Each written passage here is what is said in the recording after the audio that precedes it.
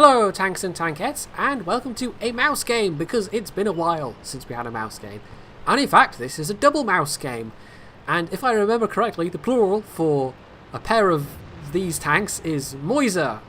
And hopefully I've pronounced that correctly, so hooray, I remembered a thing, hooray. Now, this is going to be a pretty good game for me, but it's going to be a pretty bad game for Yachty. In terms of damage and XP, it's not that he dies super early or anything like that. But it's basically both for the exact same reason, because we're both in a mouse. I'm going to have a good game because I'm in a mouse, and Yachty's going to have a bad game because he's in a mouse. And that's just the mouse, I guess. But you know, it's the mouse. So yeah, I don't know where I'm going with that thought. I just like to say mouse. It's such a good tank, and just everybody is wrong about it. And yes, I'm completely right and everyone else is completely wrong. Yes, that's how it works, right? So, yes, amusingly, that Heat 100's down there plonked one into my side skirts, which did nothing. However, the Conqueror knew a bit better where to shoot and actually put one through my turret cheek, so that guy knew his weak spots. We do have an advantage in that there's no artillery, and when you're in a mouse or really any slow armor tank, that's a huge advantage, or rather it's the absence of a huge disadvantage. Do those mean the same thing? Probably. We look like we've got decently equal numbers on this flank to the enemy team, and there's also no Jaegeru here. It's the Jaegeru that kind of concerns me the most in terms of, you know, the guns on the enemy team. That could shave off over a third of my health in one go. Not to say that the Tiger and the IS-7 also don't have decent guns, but this is doable for a mouse. I'm feeling relatively confident. Now the IS-7 puts a premium round through my axle, which attracts me, so okay, not great to lose that health, but still, I think we can push here. I think we can just keep going anyway. I mean, the IS-4's full health, and there's Yachty, Conqueror, and IS-7 further back as well. However, the enemy Conqueror then turns up, which is... okay, this could be a little bit of a problem. Not so much in terms of doing damage, but he's got a really nice gun, a really good rate of fire. However, I get pretty lucky with bouncing that shot. So I'm just going to press up a little further. I do need the IS-4 to move up with me, but hell, at least he's shooting stuff. At least he's not just hiding around the corner. And sometimes in the mouse, you'll try and make this kind of a push, and your teammates will all just kind of sit there and not do anything. This kind of push only works if it's an actual push and not just you driving forwards to die.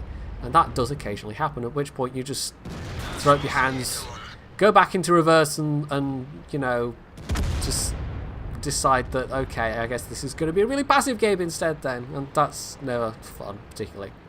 So I'm down 1,000 health, more or less, but we've won this flank. It's just the E100 left now. However, the other side, the 8-9 line, has basically been overrun by the enemy team just the same. They had more of a presence there. I think we were relatively equal. We might have had more numbers on this side down to the presence of those scout tanks, but we also had help from the medium tanks in the middle, although they seem to be in a little bit of trouble from that T-57 Heavy. We know there's a Tiger defending the base still. The 50B was also last seen there. And I think it's around about this sort of time that I told Yachty that... or, well, told maybe is a bit strong. I suggested that he go back. Or maybe I did just tell him to go back. I don't know. Maybe that's exactly the right strength of word to use. But yeah, having said it's you know, it's all down to the mouse that Yachty has a bad game. I also did tell him that maybe he should go back. And at the time, that seemed like the right thing to do, because the enemy team is, they're pushing into our cap already. This Object 704 is not going to last. And so somebody defending from H3 can make the difference between a win and a loss. Now, it's going to turn out to not matter that much. And unfortunately, Yachty's going to end up not having a very good game because of it. But maybe even so, it was still the best idea. Meanwhile, I'm continuing my push forwards. And we know there's a couple of defenders. We know there's at least one tank in the middle. But if we can mop these guys up, then... well, it sort of depends. I mean, in the mouse, in particular, I might be a bit stuck at that point, because I'm all the way up in the north, and the remaining tanks might be all the way down in the south. However, there's enough fast members of my own team that if we can at least defend and mop up the north, we can then hopefully get the rest of the enemy team within reach, even if I personally don't get to do that much more damage. Although I've already done a respectable 2400, that's not completely terrible. Now I got a nice hit into the 50B. The Jagdtiger seems to have withdrawn from his last spotted position. The Jaeger hasn't been seen in a while, and of some of the heavies that were with me, actually, the IS-4 and the IS-7 also have gone back to defend. And it's nice to see people actually looking at the minimap and responding to what's going on. It doesn't always happen.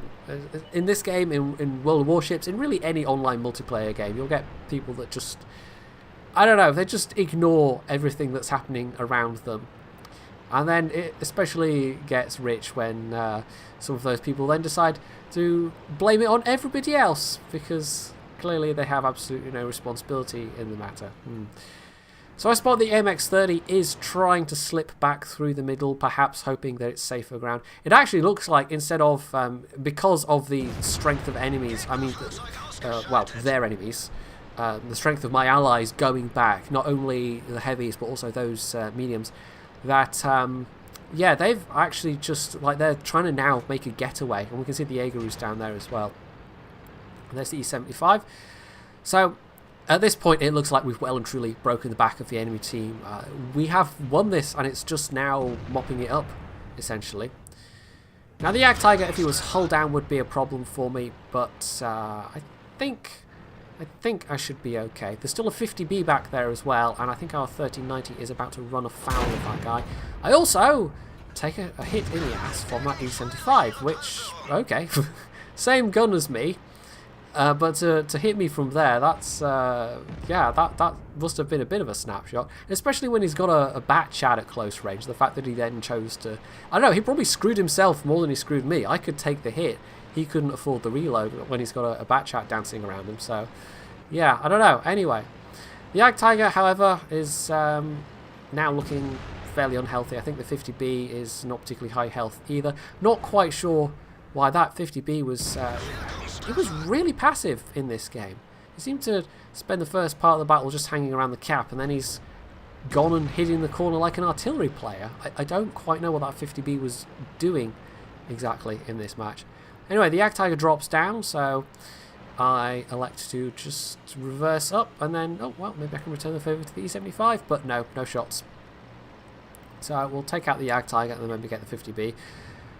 And at that point, I, think we've just about won. I mean, the Jaeger is now completely alone down south. E75 tangling with the bat chat. It looks like the bat chat, there we go, he's going to come out on top, and he did. And the Jagdtiger may be hoping for shots down at the bat chat, but instead I just popped out and blapped him in the face. So that was nice. So that's second kill. Yachty, meanwhile, I mean, I think he's still more or less in the same area. If he'd started moving from there, he might have gotten a bit more damage in, but that's one of the things with the mouse, is once you're committed, and it does not react quickly. I think that's one of the reasons why. The more, shall we say, serious business players of this game... Oh, there we go. Nice hit into the 50B. A high roll, I think that was. Yeah, it would have been 550. They just dislike it because one-on-one against a well-played medium tank or some of the other heavy tanks, you can quite handily dispose of a mouse unless the mouse gets lucky.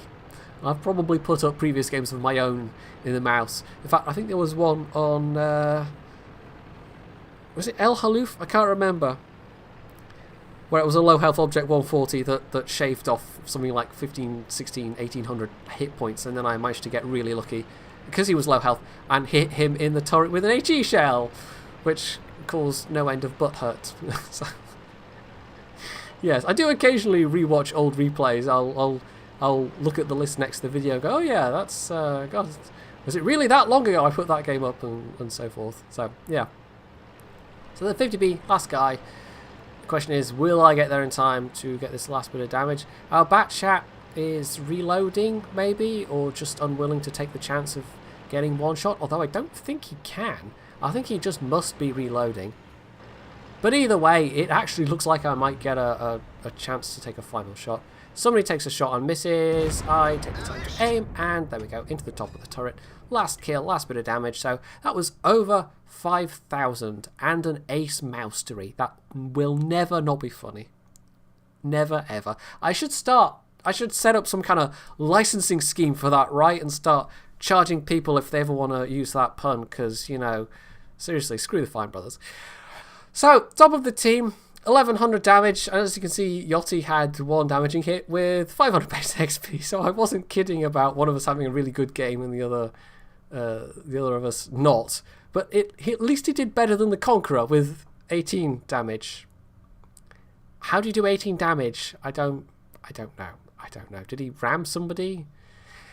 Anyhow, so that was a very profitable game, considering it was a tier 10 heavy tank. That's because I didn't really waste a lot of ammo, and I did have some repair costs, but it was far from the full repair cost. So all in all, that was a really nice daily. It was nice and profitable, and it was just a nice mouse game overall.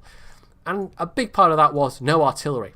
Artillery would have made that game much more static on a map like Abbey, just because of the nature of the map. It's essentially, what, 4 or 5 corridors? There's not that much scope and flexibility in Abbey, so yeah, artillery just makes it unbearable, but at least there's places you can take cover, but of course that just makes everything really slow down. So, yeah, artillery! How did this get onto artillery? I don't know, just, you know, everything leads back to artillery in the end, doesn't it? Maybe it's just the fact I keep having nightmares about it. Yes, definitely. So, hopefully you have enjoyed this bit of mouse action from the archives, and if you have, you can leave any comments below. You can hit the like button, you can sub to my channel if you aren't already, and as always, stay tuned for more.